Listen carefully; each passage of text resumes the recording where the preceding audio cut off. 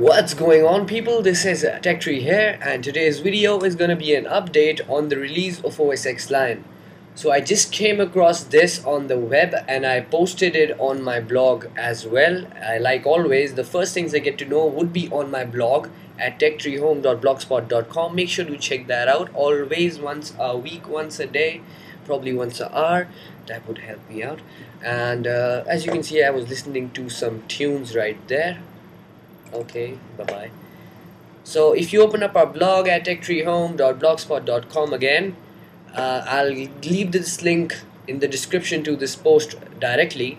So as the post header says, OS X Lion releasing this Wednesday, July 20th, and a question mark.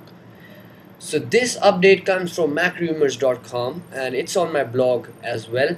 So reports tell us that Wednesday may be the day Apple starts shipping new MacBook Airs with OS X Lion.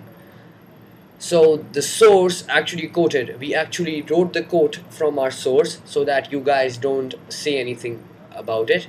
So according to people with proven track records who would be in a position to know, the new product launches are set to occur later this week. Specifically, one person said the products would be released on Wednesday at 8:30 a.m. Eastern. So there were rumors circulating for weeks about a new MacBook Airs with around 128 and 256 GB SSDs, 4 gigs of RAM and backlit keyboards. So that MacBook Air is coming on the 20th of July, the Wednesday. And Apple delayed the launches of the new hardware because of the delay in the release of their new OS X Lion. So that's what I wanted to tell you. If the new hardware comes on Wednesday, the 20th of July, that means that Lion must come at that time or a time before that, because they can't release new hardware running the new OS without actually releasing the OS. It sounds complicated, but it's actually pretty simple. Lion must come out before the new hardware does, because the new hardware must have Lion built in.